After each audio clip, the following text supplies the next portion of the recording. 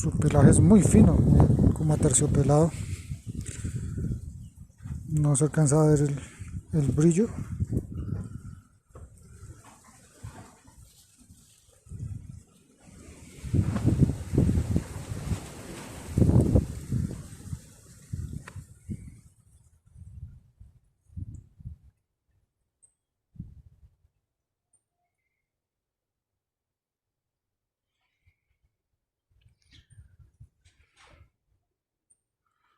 Muy curioso.